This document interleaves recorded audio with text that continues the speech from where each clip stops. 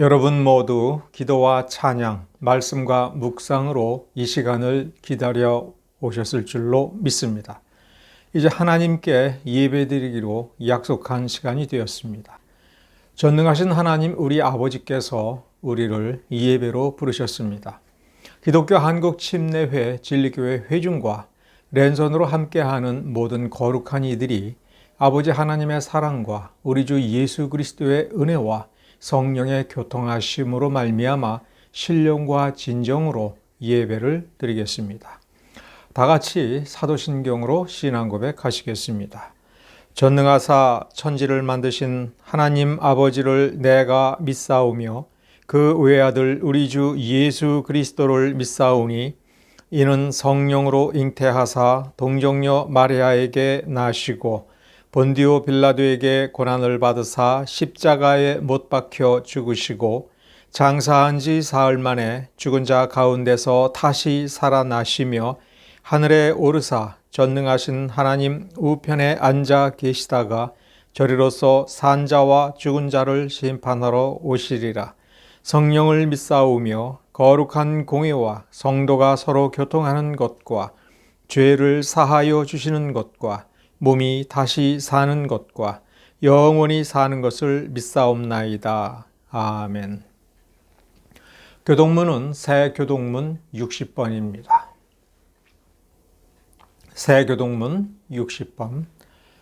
여호와여 주께서 나를 살펴보셨으므로 나를 아시나이다. 주께서 내가 앉고 일어섬을 아시고 멀리서도 나의 생각을 밝히 아시오며 나의 모든 길과 내가 눕는 것을 살펴보셨으므로 나의 모든 행위를 익히 아시오니 여호와여 내 혀의 말을 알지 못하시는 것이 하나도 없으시니이다. 내가 주의 영을 떠나 어디로 가며 주의 앞에서 어디로 피하리이까. 내가 하늘에 올라갈지라도 거기 계시며 스올에 내 자리를 펼지라도 거기 계시니이다. 내가 새벽 날개를 치며 바다 끝에 가서 거주할지라도 거기서도 주의 손이 나를 인도하시며 주의 오른손이 나를 붙드시리이다. 하나님이여 나를 살피사 내 마음을 아시며 나를 시험하사 내 뜻을 아옵소서.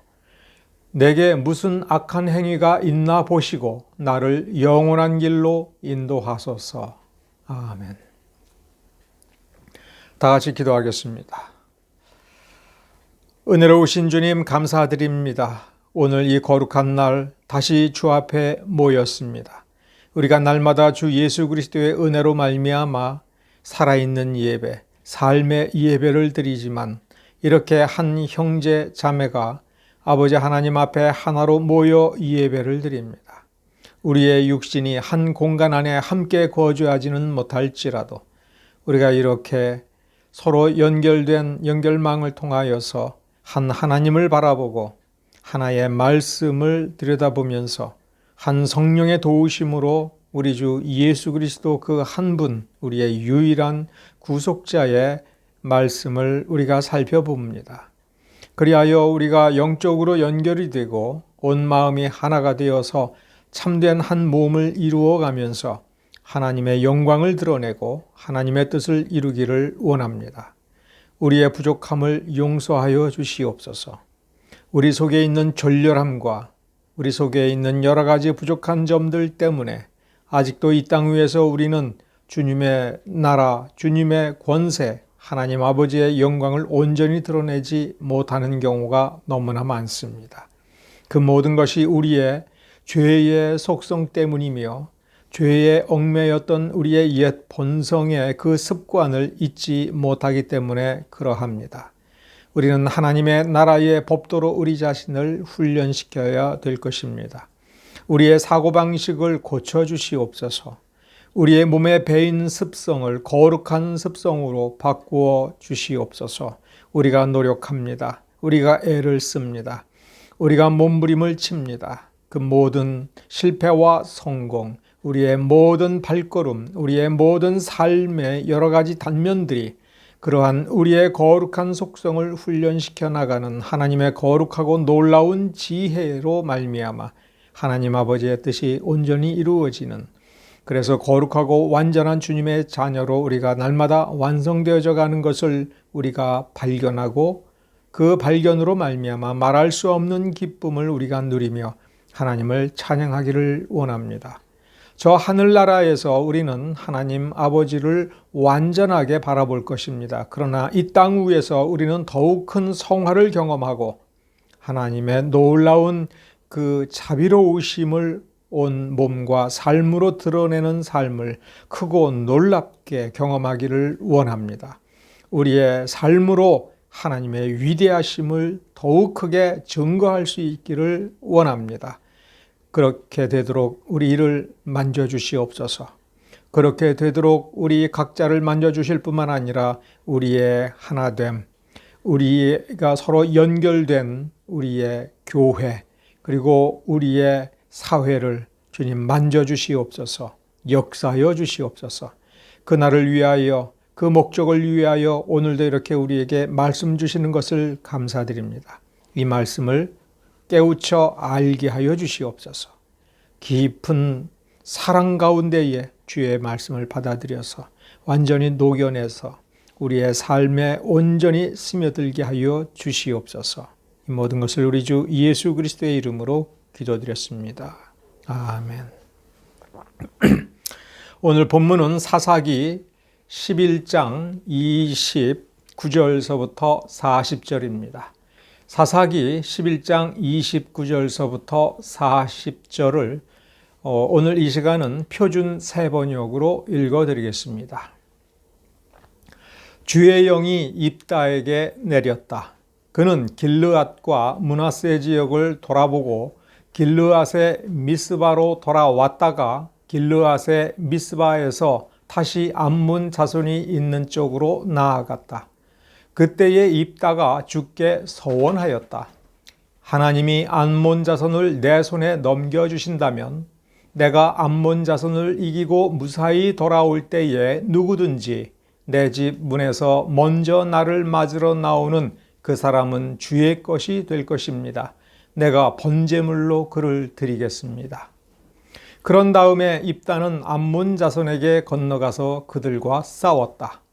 주께서 그들을 입다의 손에 넘겨주시니 그는 아로엘에서 민낫까지 20성읍을 쳐부수고 아벨 그라밈까지 크게 무찔렀다. 그리하여 암몬 자손은 이스라엘 자손 앞에 항복하고 말았다. 입다가 미스바에 있는 자기 집으로 돌아올 때에 소구를 치고 춤추며 그를 맞으려고 나오는 사람은 바로 그의 딸이었다. 그는 입다의 무남 동녀였다. 입다는 자기 딸을 보는 순간 옷을 찢으며 부르짖었다. 아이고 이 자식아, 내가 이 아버지의 가슴을 후벼 파는구나. 나를 이렇게 괴롭히는 것이 하필이면 왜 너란 말이냐. 주께 소원한 것이어서 돌이킬 수도 없으니 어찌한단 말이냐. 그러자 딸이 아버지에게 말하였다. 아버지께서 입으로 주께 소원하셨으니 서원하신 말씀대로 저에게 하십시오. 이미 주께서는 아버지의 원수인 암몬 자손에게 복수하여 주셨습니다. 딸은 또 아버지에게 말하였다. 한 가지만 저에게 허락하여 주시기 바랍니다. 2달만 저에게 말미를 주십시오. 처녀로 죽는 이 몸, 친구들과 함께 산으로 가서 실컷 울도록 해주시기 바랍니다. 입다는 딸더러 가라고 허락하고 2달 동안 말미를 주어 보냈다. 딸은 친구들과 더불어 산으로 올라가서 처녀로 죽는 것을 슬퍼하며 실컷 울었다. 2달 만에 딸이 아버지에게로 돌아오자 아버지는 주께 서원한 것을 지켰고 그 딸은 남자를 알지 못하는 처녀의 몸으로 죽었다. 이스라엘에서 하나의 관습이 생겼다. 이스라엘 여자들이 해마다 산으로 들어가서 길르앗 사람 입다의 딸을 애도하여 나흘 동안 슬피 우는 것이다. 우리 마태복음 10장을 계속해서 다루고 있습니다. 마태복음 10장은 제자를 양육하고 훈련시키고 완전 무장을 그 속에서부터 이루어 나아가는 주님의 인도하심을 낱낱이 아주 세심하게 마태가 잘 기록해 두고 있습니다. 마태복음 10장의 제자 훈련에서 매우 중요한 것은 이 사도들은 예수 그리스도의 놀라운 능력을 받아서 마을마다 돌아다니면서 병을 고치고 죽은 자를 살리고 하는 역사를 수행합니다. 하지만 주님께서는 그보다도 더 중요한 것은 이 가까이 다가온 천국에 대해서 이 백성들에게 말해 주라는 것이었습니다. 즉 천국의 능력보다도 그 천국이 어떠한 것인가를 이 백성들이 알아듣고 실질적으로 그 심령과 삶을 통해서 그 천국에 동참하게 되는 것입니다. 즉 복음을 받아들이는 것입니다. 복음을 받아들이는 것은 다른 방법이 아닌 나사렛 예수가 그리스도라고 하는 것을 확실하게 믿으며 그 나사렛 예수는 구약 성경에서 하나님께서 이 백성들에게 그리고 온 세상에게 누누이 약속하신 바로 그 메시아, 그 구원자이시며 그 메시아가 어떤 일을 어떻게 할 것인가를 기록한 대로 이루실 분이다라고 하는 것을 설명하는 것입니다. 거저받았으니 거저주라 했으니 이 복음을 잘 설명하고 구약 성경을 잘 설명함에 있어서 이 사도들은 아무것도 그 대가로 요구할 수가 없는 것이고 병을 고쳐주고 심지어 죽은 자를 살려주었더라 하더라도 아주 주의를 해서 거기에 대한 대가는 하나도 받지 말라라고 우리 주님께서 당부하셨습니다. 현실적으로 이러한 당부, 거저받았으니 거저주라, 그리고 둘씩 짝을 지어서 곳곳에 돌아다닐 때에 이 사도들은 극심한 피로와 결핍, 가난과 어려움을 당할 것입니다. 그 상황에 대해서 주님께서는 마치 양을 이리떼 한 가운데로 보내는 것과 같다라고 하면서 안타까워하시는 심정임을 이미 밝히기도 하셨습니다. 즉 제자들은 예수 그리스도의 사도적 권능을 부여받고 존귀한 자가 되었다 하지만 그들의 현실은 매우 가난하고 많은 반대를 겪으면서 모질게 고생할 것이 너무나도 분명한 그러한 현실이 그 앞에 있습니다. 그들에게 필요한 것은 인내심입니다. 죄의 말씀을 증거하면서 핍박을 받고 거절당하고 할 때에 그것을 인내로서 견디는 것입니다.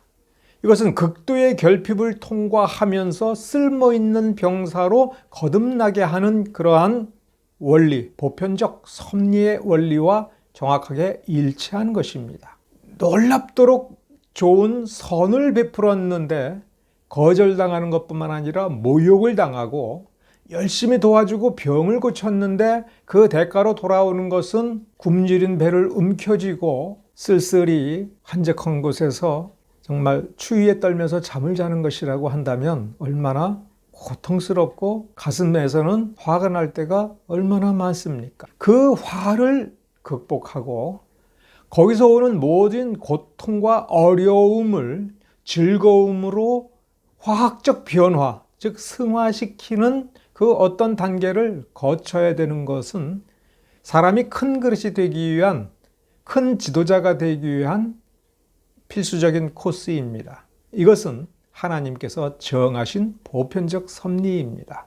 만일 그 모진 고통이 뼈에 사무치는 아픔이 되고 그 아픔을 정말 즐겁게 승화시키지 못하면 행복하게 받아들여서 구김살이 없는 맑고 힘찬 마음가짐을 갖게 되지 못하면 어떻게 되겠는가?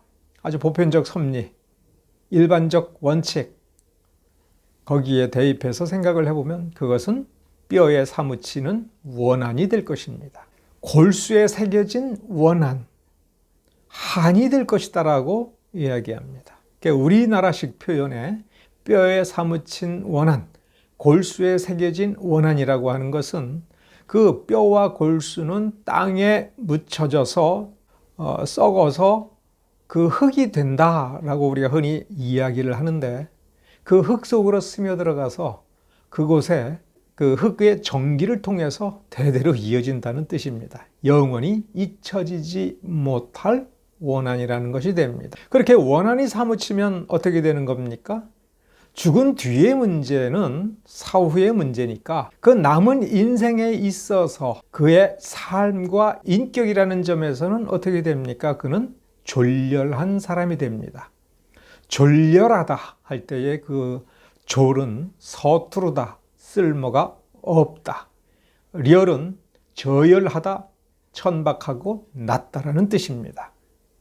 그래서 옹졸하고 천박하며 서투른 사람, 그런 그릇이 된다 하는 것입니다.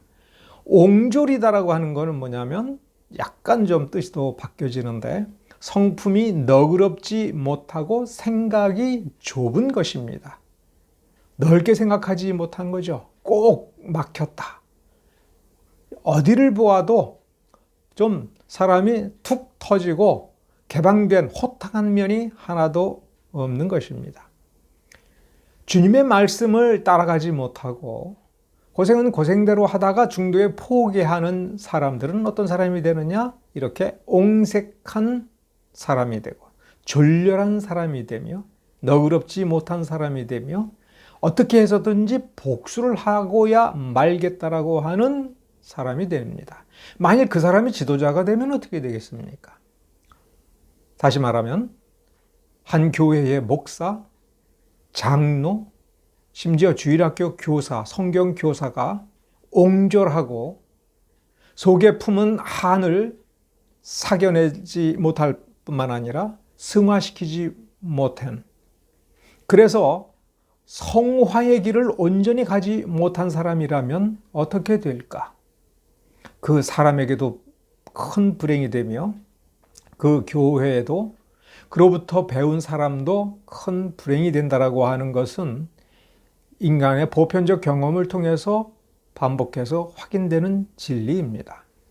오늘 사사기 11장을 들여다볼 때 오늘 전체를 봐야 되지만 특별히 29절서부터 40절까지를 살펴보았습니다. 그 부분에 오늘 우리의 주제, 제자 훈련이 온전히 이루어서 그가 하나님의 긍휼과 자비를 온전히 받아내는 인품이 되지 못하면 어떻게 될 것인가 라고 하는 점을 구약에서 이미 보여준 장면이 이 사사기 11장에서 우리가 찾아볼 수 있는데 29절서부터 40절이 그 부분입니다. 우리는 세 가지 점에 대해서 먼저 좀 생각을 해야 이 본문의 문맥을 좀 더 잘 파악할 수 있을 것입니다.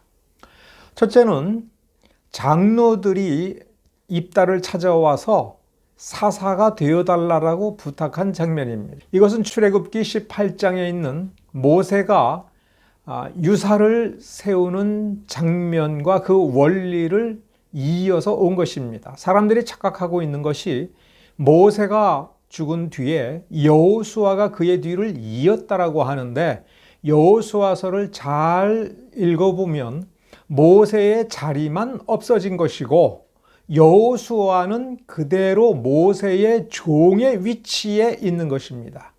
여호수아서를 읽을 때 그 부분을 주의를 해야 됩니다.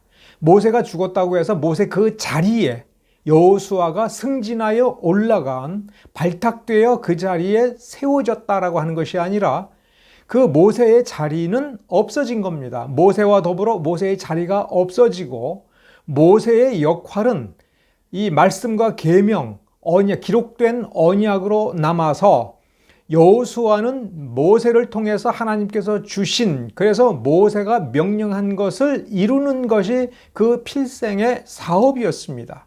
그러니까 여호수아는 승진한 것이 아니라 모세가 살아 있을 때의 그 지위에서 그 역할을 모세가 없을 때에도 끝까지 했던 것입니다.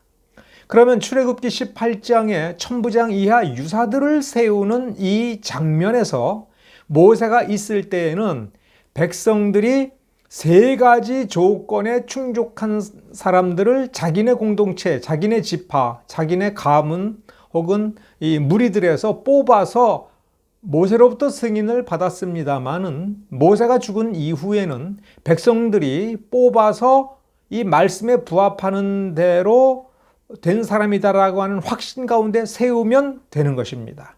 누구에게 승인받을 이유가 없습니다. 그 세 가지 조건은 첫째가 하나님을 온전히 경외하는 사람이며 둘째는 진실무망한 사람, 정직한 사람인 것입니다. 셋째는 불의한 이익을 미워하는 사람입니다.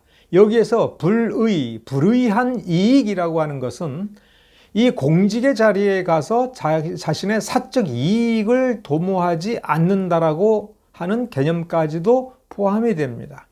이익을 추구한다면 그것은 공동체 전체의 이익과 공동체 전체의 공평과 정의의 실현을 위해서 자기에게 맡겨진 직무와 권한을 사용하는 것이지, 거기에서 자신의 이익을 도모하는 일을 오히려 혐오하고 미워하고 극구 사양하는 그런 결단력이 있고 처신이 분명한 사람을 가려서 뽑는 것입니다.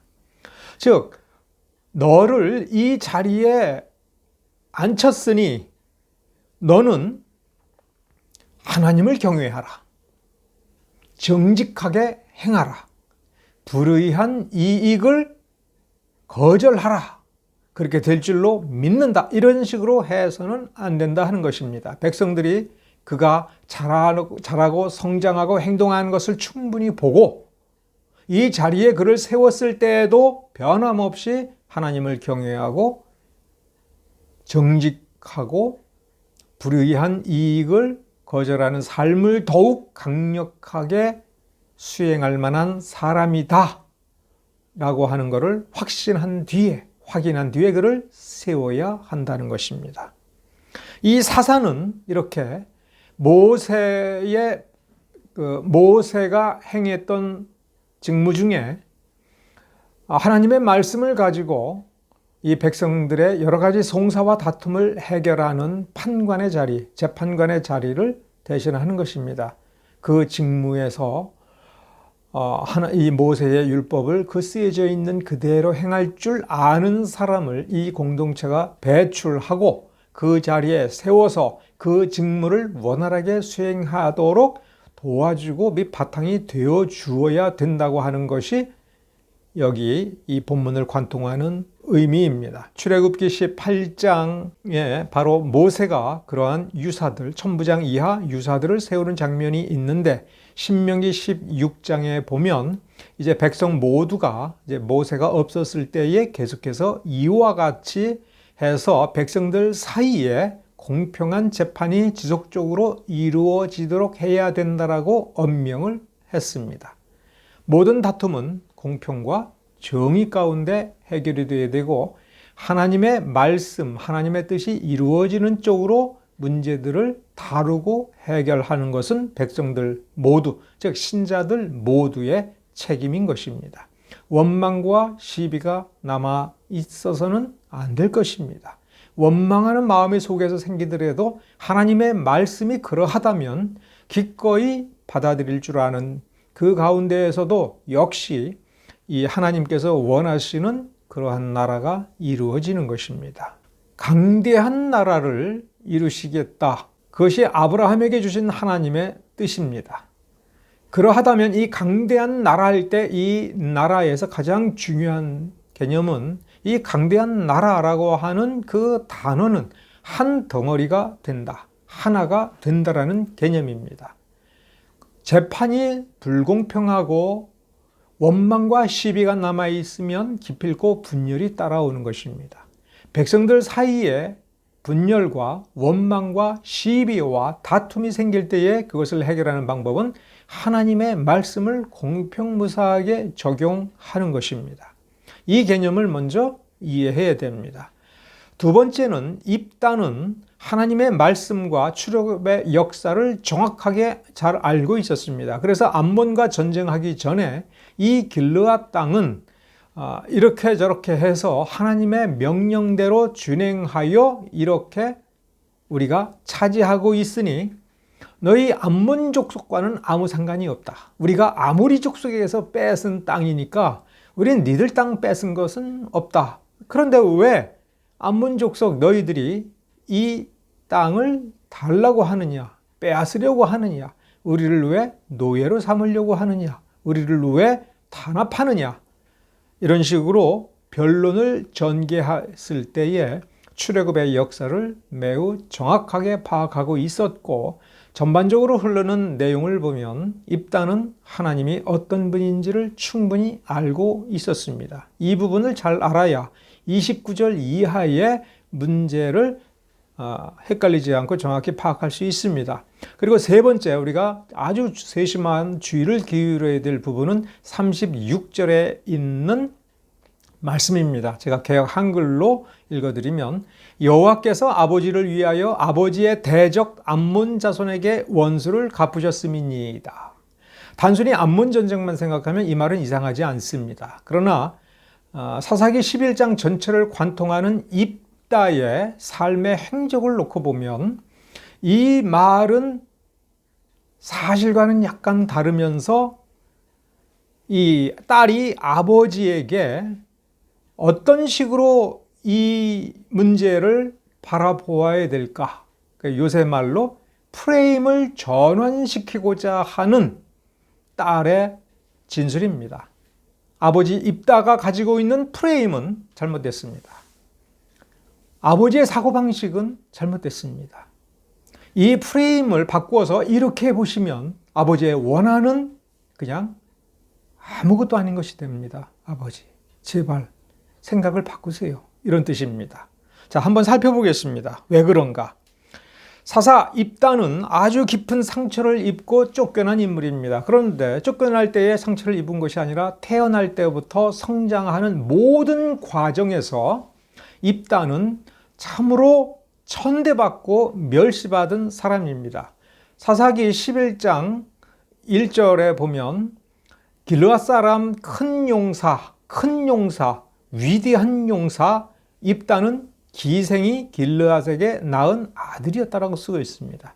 여기서 우리말 번역 기생으로 되어 있는데 원문은 창녀인 겁니다.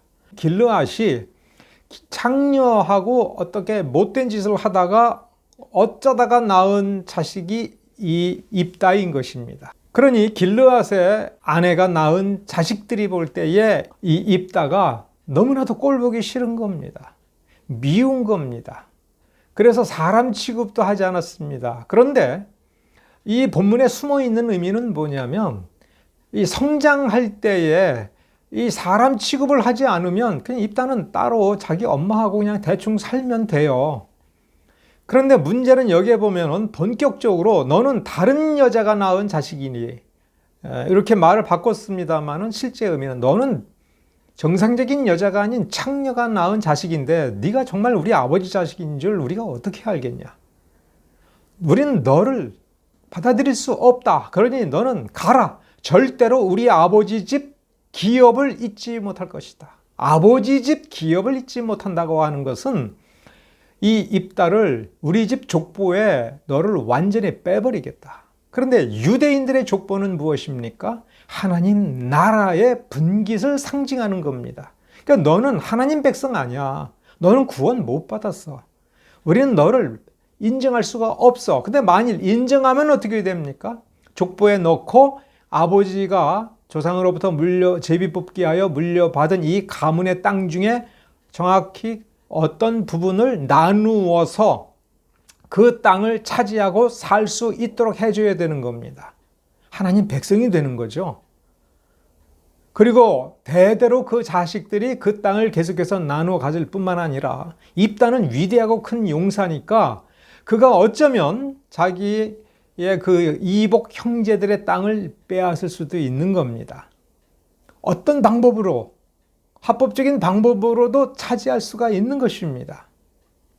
그 기회를 아예 차단하기 위해서 아예 족보에 넣어주지 않겠다라고 하면서 몰아냈습니다. 뒷부분에 입다의 딸이 속옷치고 아버지를 환영하면서 나왔는데, 이 입다가 이 집에서 쫓겨난 뒤에 떠돌아다니면서 딸을 낳은 것이 아니죠.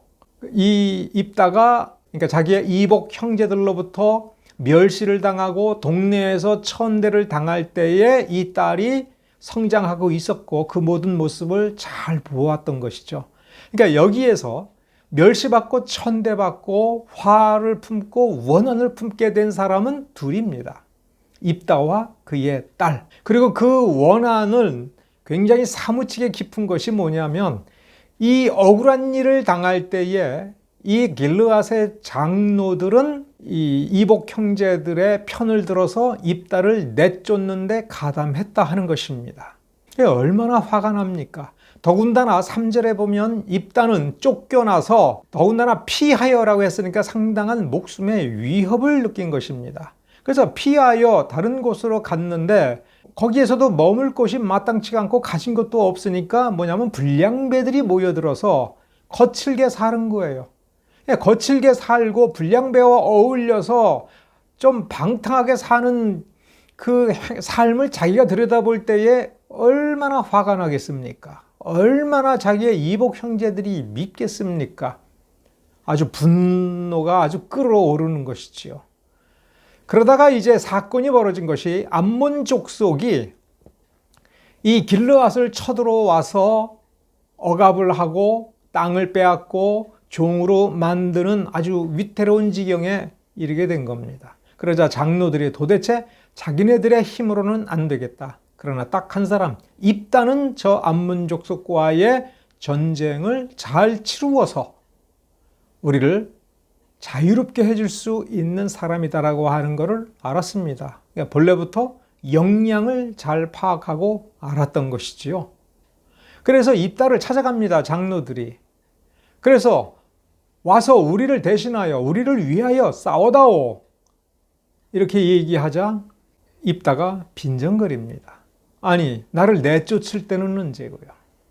여기에서 입다가 항변하고 억울해하는 그 이유는 구약성경 그 앞에 역사에 매우 분명합니다. 아브라함 이후에 이스라엘의 역사에서 어머니가 누구냐라고 하는 것은 아무 문제가 되지 않는 겁니다. 아버지가 이는 내 자식이다라고 인정하면 되는 겁니다. 유다가 다말에게서 낳은 자식을 내 자식이라고 인정하면 그것이 유다 지파의 중심 줄기가 되고 다윗의 조상이 되는 겁니다. 야곱의 12아들이 4명의 아내로부터 낳은 자식들입니다. 그 중에 둘은 여종입니다. 그런데 12를 야곱은 차별하지 않았습니다. 마지막 축복 기도할 때에 그 자식들을 다르게 축복 기도하고 어떤 자식에게 저주를 한 것은 첩의 자식이라든가 여종의 자식이어서가 아니라 그들의 행위 때문에 야곱이 큰 곤란을 겪었기 때문에 그 화 때문에 저주를 내린 겁니다. 그 출신은 아무 상관이 없습니다. 심지어 이후의 역사에서 다윗의 후계자인 솔로몬은 햇사람 우리야의 아내입니다. 마태복음 1장에서도 분명히 그 점을 정확히 쓰고 있습니다. 우리야를 죽인 뒤에 과부가 된 이 밧세바를 다윗이 취하는 형식을 취했습니다만 우리야를 다윗이 죽였기 때문에 그러니까 모략을 꾸며서 죽도록 만들었기 때문에 그리고 법적으로는 여전히 햇사람 우리야의 아내인 겁니다. 그러니까 법률적으로 솔로몬은 다윗의 자식이 아니라 햇사람 우리야의 자식이지만 당당하게 다윗의 후계자가 되어 다윗을 아버지라고 부르고 아버지 다윗은 솔로몬을 내 아들이라고 하면서 이 법통이 이어진 겁니다. 이 가계가 그렇게 이어진 겁니다. 그래서 우리나라 옛 풍습에 처첩을 구별하고 종을 구별하여 노비 종모법을 따라서 첩의 자식은 기생의 자식은 적통이 아니다라고 하는 것은 우리 한국의 조선시대의 유교문화적 발상이지 성경적 발상에서는 장녀의 자식이든 누구의 자식이든 전혀 문제가 되지 않고 아버지가 인정하고 형제들이 인정해야 되는 것입니다.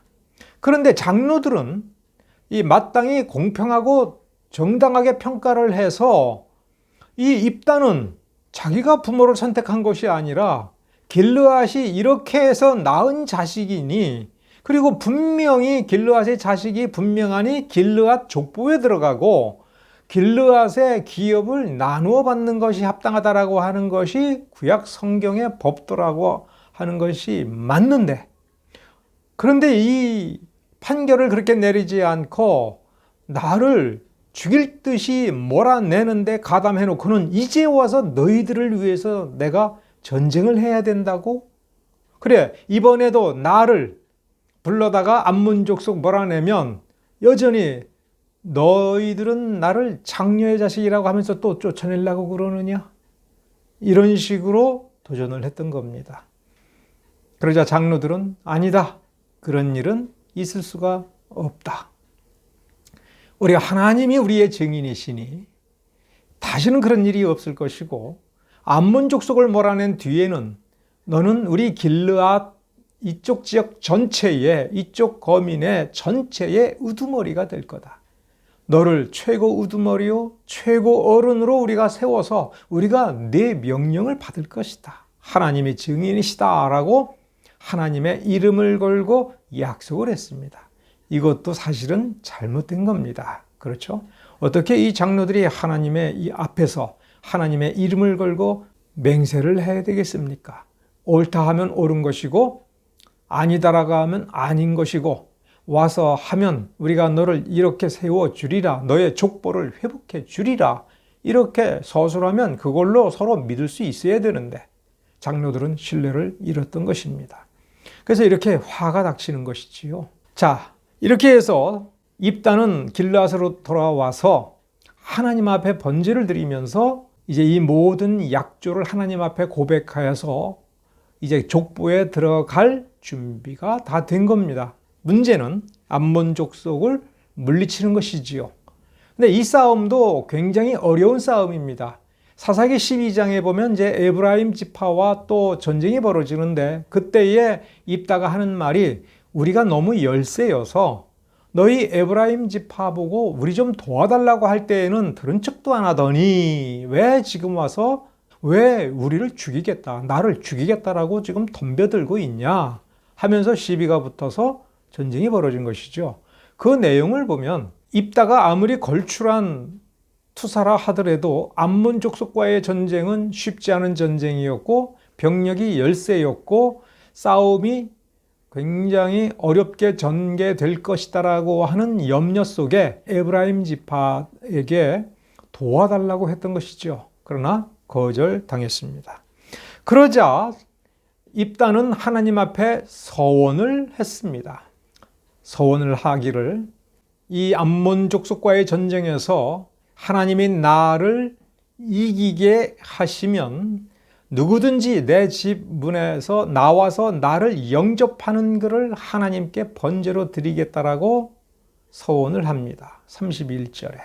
이 서원 때문에 학자들은 서로 논쟁을 지금도 하고 있습니다.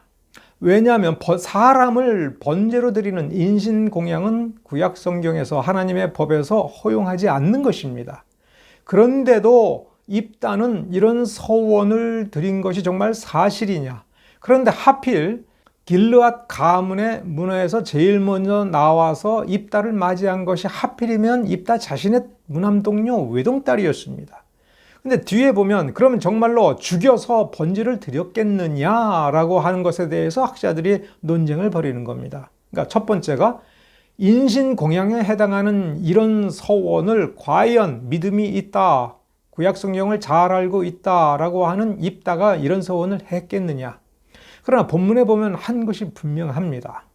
그러면 서원한 대로 사람을 실제로 자기 딸을 죽여서 태워서 하나님께 번제물로 드렸겠느냐. 그래서 이 부분에 대해서 그냥 성전에 가서 평생 수절하면서 성전을 섬기는 일을 했겠다라고 부드럽게 해석을 하는 경우도 있습니다. 그러나 본문에 보면 죽었다, 그리고 2달 동안 친구들하고 곡을 하고 와서 내가 죽겠다, 그리고 죽였다, 그리고 이후로 이스라엘 여자들은 4일 동안 산에 들어가서 곡을 하는 풍습이 생겼다 하는 걸 보면 진짜 죽인 것이죠. 그러면 도대체 진상이 무엇냐라고 할 때 사실 성경은 말해주고 있지 않습니다. 어떤 단서도 주고 있지 않습니다. 그러면 여기서 우리의 생각을 멈춰야 됩니다. 멈춰도 왜 되느냐? 성경이 우리에게 애매하게 말하는 부분은 다른 것에 답이 있든지 정말 답이 없으면 그러면 생각하지 말라는 겁니다. 더 중요한 것은 다른 것이다라고 하는 것입니다.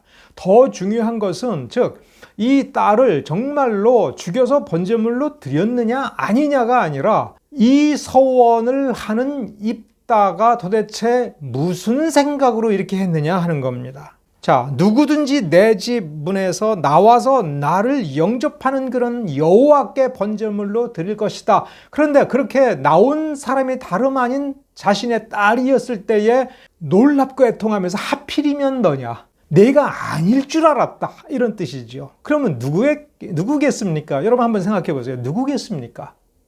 자기를 평생토록 그렇게 멸시하고 냉대하면서 이 장녀의 자식아, 네가 정말 우리 아버지 자식인지 우리가 너를 어떻게 믿겠느냐?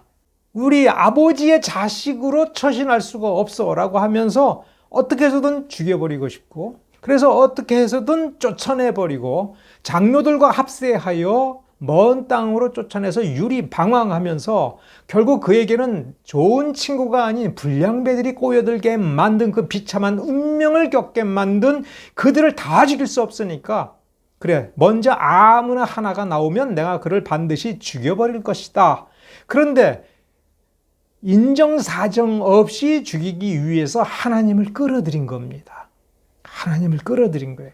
하나님께 서원했으니 반드시 죽여야 된다. 근데 절대로 내 딸은 아닐 것이다. 아니, 딸이라고 하는 상상은 조금도 하지 못한 것이죠. 이렇게 서원하는 입다의 심장 속에는 뭐가 있었습니까? 복수심이 있었던 겁니다. 그 마음가짐이 뭐예요? 옹졸한 거죠.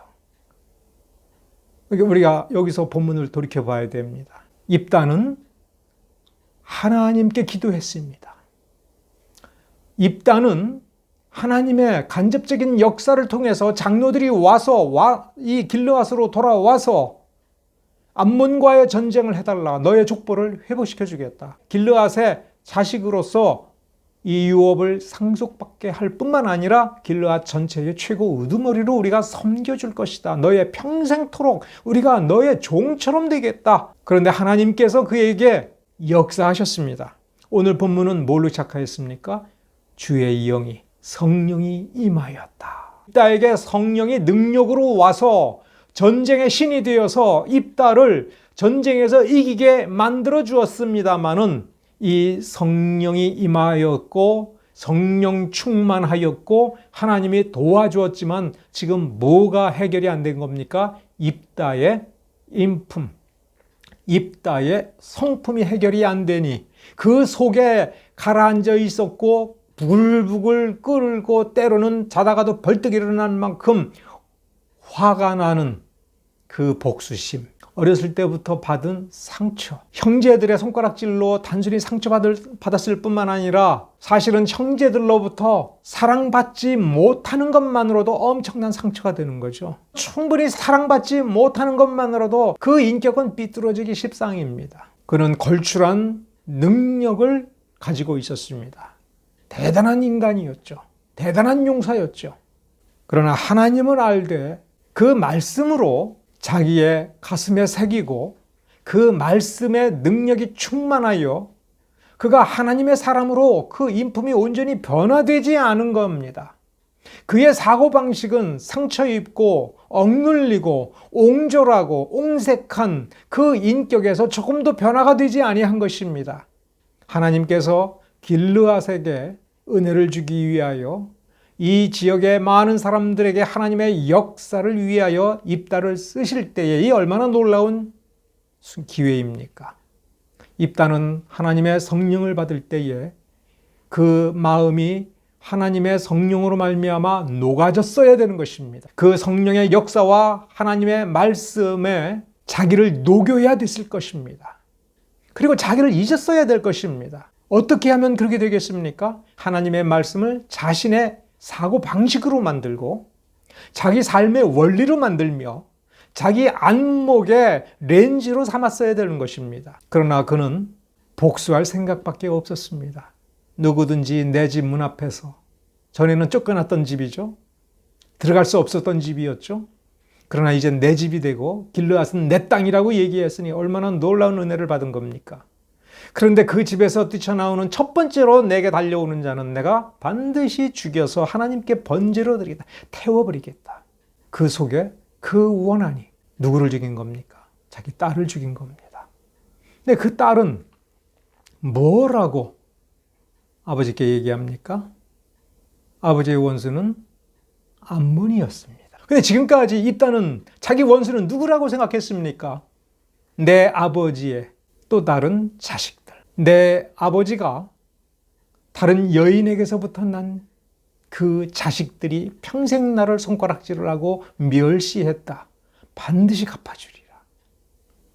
이제 내가 이 길르앗에서 가장 위대한 사람이 되었다. 가장 큰 권력을 가졌다. 하나님께 드리겠다. 누가 막을 거냐? 내가 반드시 잡아 죽이겠다라고 하는 그 무자비한 마음을 품고 있었습니다. 그의 프레임은 뭐였습니까? 나는 장녀의 아들. 저놈들은 아버지의 또 다른 여인의 자식들. 나를 멸시했다. 내가 갚아줄 것이다. 이거밖에 없었습니다. 그러나 아버지가 멸시받는 장면을 어렸을 때부터 바라보았을 그 딸은 뭐라고 얘기했습니까? 아버지의 대적, 아버지의 원수는 암몬이었는데 언제 암몬하고 이 아버지 입다가 원수였습니까? 아버지 입다가 암몬 사람들에게 한 말이 뭐였습니까? 내가 네 것을 뺏은 적이 없는데 왜 너는 내 것을 뺏으려고 하느냐? 그러니까 우리 평생 지금까지 암몬 사람과 나는 부딪힐 일이 없고 원수진 일이 없는데 왜 쳐들어오느냐? 이거였죠. 근데 여기 딸은 뭐라고 그랬습니까? 아버지의 대적, 아버지의 원수는 암몬이었는데 오늘날 하나님께서 그 암몬을 쳐부숴서 아버지의 원수를 갖게 만들었습니다. 이런 식으로 말을 한 거예요. 그러면 여기서 뭐가 사라진 겁니까?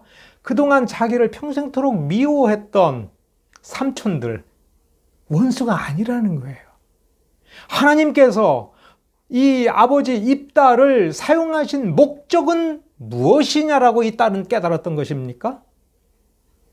바로 그 삼촌들, 아버지를 평생 멸시하고 짓밟았던 그들에게 자유를 주고 평화를 주기 위하여 아버지를 쓰신 겁니다. 얼마나 영광된 일입니까? 그거 하나만을 가지고서도 그 모든 상처를 이길 수 있어야 마땅한 것 아닙니까?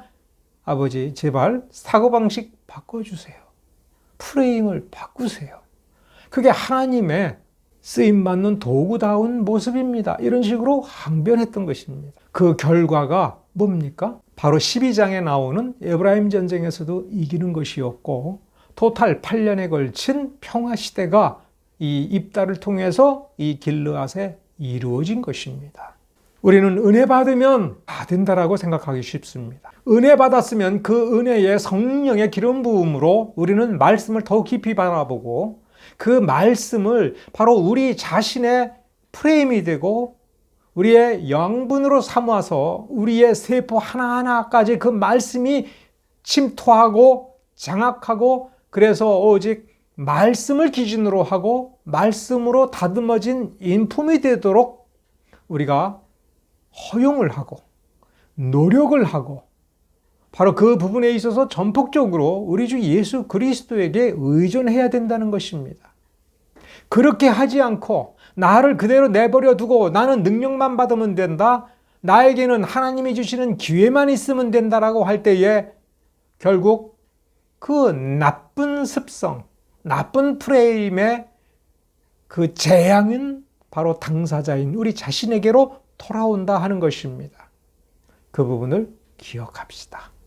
하나님의 사고방식이 뭔가, 예수 그리스도의 사고방식이 뭔가, 인식의 원리가 무언가, 그 삶의 중심이 무언가, 그 삶의 가치가 무엇인가, 그거를 말씀을 통해서 깨우치고 우리 자신의 것으로 세웁시다. 기도하겠습니다. 은혜로우신 주님, 주의 말씀은 우리를 고쳐주기 위해서 주신 훈련의 여러 가지 덕목들입니다. 말씀을 따라 우리 자신을 갈고 닦게 하여 주시옵소서. 성령의 기름 부으심과 이 말씀의 연단이 함께 역사하여 우리를 이 세상의 모진 고난과 멸시와 고통의 길을 지나가면서 우리의 인품이 바뀌고 사고방식이 바뀌기를 원합니다. 우리를 더욱 만져주시옵소서.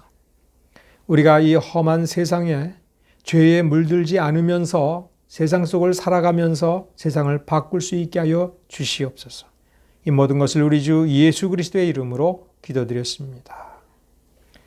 지금은 우리 주 예수 그리스도의 은혜와 하나님 아버지의 사랑과 성령의 교통하심이 영원토록 함께할지어다.